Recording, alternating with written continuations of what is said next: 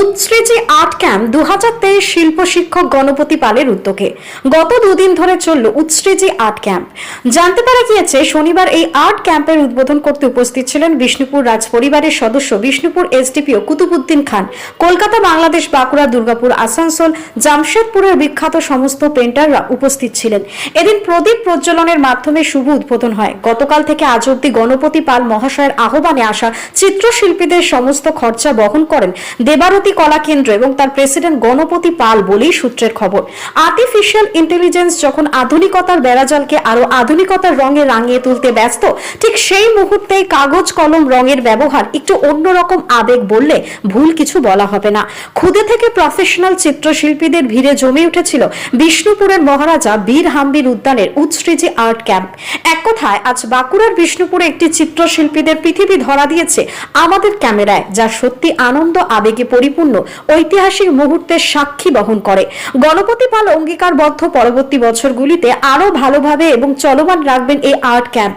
উল্লেখ্য, এদিন আর্ট ক্যাম্পের সমাপ্তি ঘটে শিল্পীদের সার্টিফিকেট মেমেন্টো হিসেবে বিষ্ণুপুরের পোড়ামাটির পুতুল তুলে দেওয়া হয়। বাঁকুড়ার বিষ্ণুপুর থেকে ইনামুল ভুইয়ার রিপোর্ট, টার্গেট বাংলা নিউজ। আসলে আমি এখানে রিসার্চ করছি Calcutta university department of museology, ICCI under ICCI scholarship. তো আমি এখানে মাস্টার্স করেছি, দুটো মাস্টার্স আমার এখানে। দেন আমি এখন রিসার্চ করছি এখানে কলকাতা। আমি মেইনলি এসেছিলাম পড়াশোনা করতে, যে হায়ার স্টাডিজ। তো আমি অনেক বছর ধরে কলকাতায় থাকছি, 8 বছর হয়ে গেছে।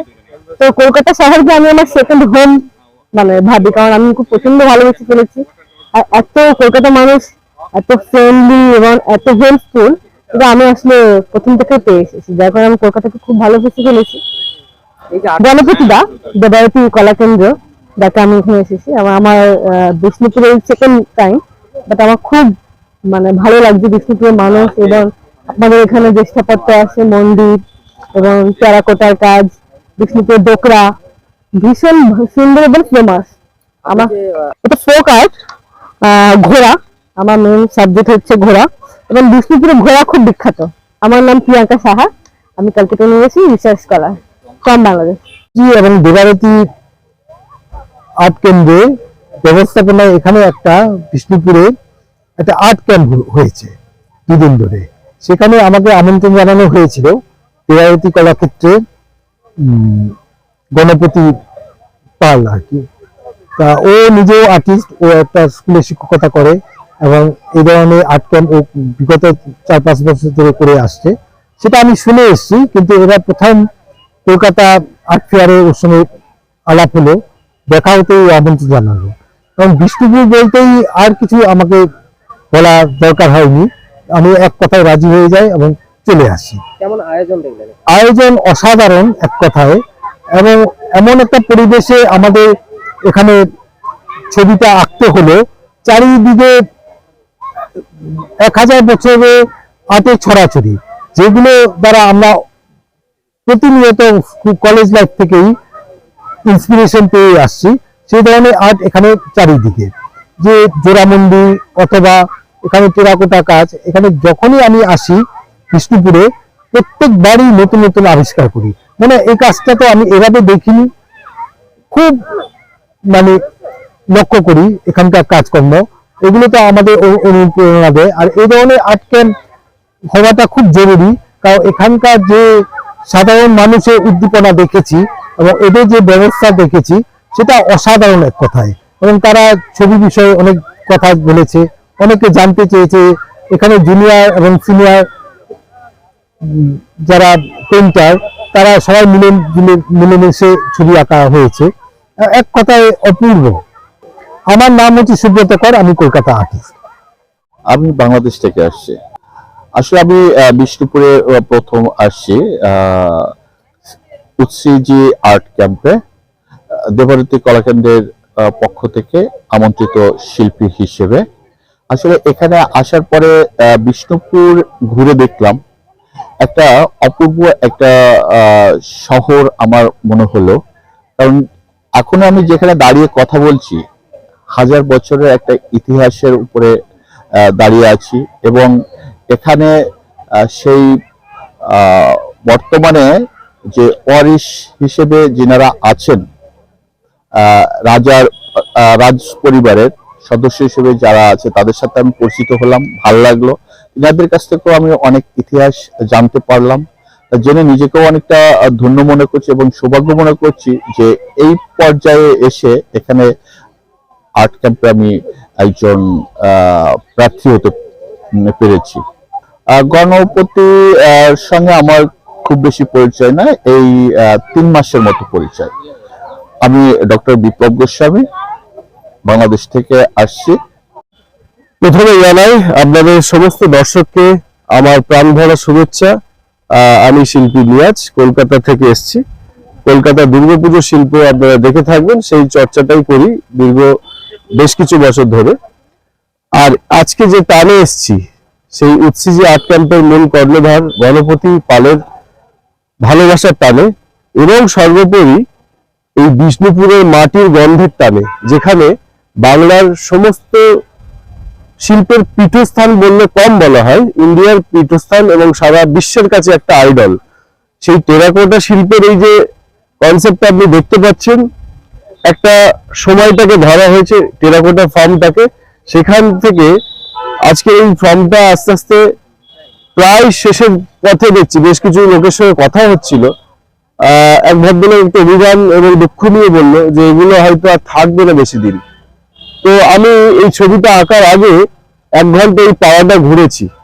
ঘোরার যে বহিঃপ্রকাশ সেটা ক্যানভাসে এসছে আমার, যেহেতু দুর্গাপুজো শিল্প চর্চার সঙ্গে জড়িত এবং এই টেরাকোটা ফর্ম, এই দুটোকে কম্বিনেশন করে এটা এসছে যে একটা সময়টাকে ধরা। দুর্গা এখানে জীবিত আছে, মা দুর্গা যেন বলছে এগুলো সব রক্ষা করা হোক, এবং বলছে আগামীর শুভ বার্তা হিসেবে যে এই সময় চলে গেলে আর পাওয়া যাবে না, এই স্থাপত্য শেষ হয়ে গেলে আর ফিরে পাওয়া যাবে না, কেউ আর এই বানাতেও পারবে না, সেই সময়ও আসবে না। তো তোমাদের এই চ্যানেলের মাধ্যমে আমি একটা কথা বারবার করে বলি, বিষ্ণুপুরের মানুষ এবং বাংলার মানুষ এবং আমাদের মাননীয় সরকারের মূল মাথা শ্রীমতী মমতা বন্দ্যোপাধ্যায়কেও বলবো, বাংলার মা জননী এই স্থাপত্য এবং এই সময়টাকে যেন বাঁচিয়ে রাখে। আমি শিল্পী নিয়াজ, ক্ষুদ্রতম প্রচেষ্টা, সেখান থেকে এই ভাবনা চিন্তা এসছে। আশা করি আপনাদের ভালো লাগবে। এটা অ্যাকচুয়ালি এই ওয়াটার কালারের ডেমনস্ট্রেশনটা এটা একটা আমার সাবজেক্ট, মানে আমি যে কোনো জায়গায় যাই, টেম্পল দেখতে পেলে আমি ওটা আর্কিটেকচারটা ওটা আমি ধরার চেষ্টা করি, সেই মুহূর্তটা, যাতে মানে যে বাডিং মানে যারা ছোট ছেলেরা এসছে দেখতে বা ওয়াটার কালার যারা প্রেমী তারা দেখে যে কাজটা কিরকম হলো এবং একটা ওরা দেখে শিখতে পারে। ওই জন্য আমার এখানে আসা। আমার নাম অনুপ সিনহা, আমি জামশেদপুর থেকে আসছি। না, এই ভাবনাটা হঠাৎ নয়, আমরা গত 4 বছর ধরে আমরা আর্ট ক্যাম্প করছি।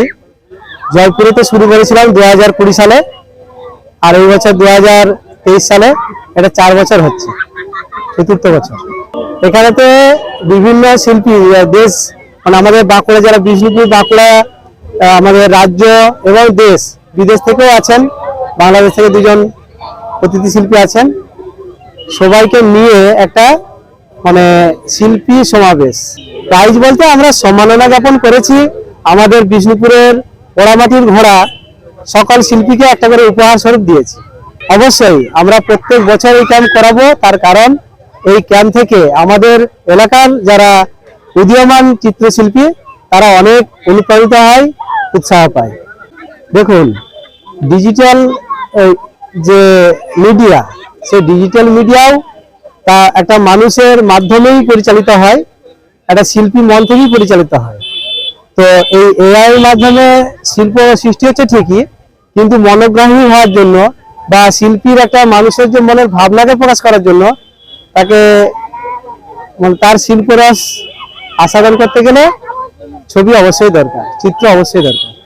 আমাদের আর্ট ক্যাম্পে মানে সিনিয়র শিল্পী ছিলেন 30 জন, বাকিরা আমাদের স্টুডেন্ট এখানে ছিলেন 30 জন, 60 জনের মতো। না, এখন সরকারি সাহায্য কিছু পাইনি, আমরা শিল্পীদের কাছ থেকেই চাঁদা নিয়ে কিছু করে চাঁদা নিয়েছি এবং দেবারতী কলা কেন্দ্র থেকে কিছু দিয়ে আমরা এই আর্ট ক্যাম্পটি করেছি। উৎসিজি মানে হলো সৃজনশীলতার মাধ্যমে উত্তরণের পথে এগিয়ে যাওয়া। তাহলে আমরা যে আমাদের মনের মধ্যে যে সৃষ্টিশীল ভাবনা চিন্তাগুলি আছে সৃজনশীল চিন্তা ভাবনাগুলি আছে সেগুলিকে প্রকাশ করতে করতে আমরা কিন্তু আমাদের জীবনের উত্তরের পথে এগিয়ে যাব। বিষ্ণুপুর তথা বাঁকুড়া জেলা কেন, আমরা সারা দেশ বিদেশের সারা পৃথিবীকে আমরা এই বার্তা দিতে চাই যে আমরা যারা শিল্পীরা আছি তারা প্রত্যেকেই যদি আমরা একত্রিত হতে পারি তাহলে আমরা একটা নতুন দিনের সৃষ্টি করতে পারি।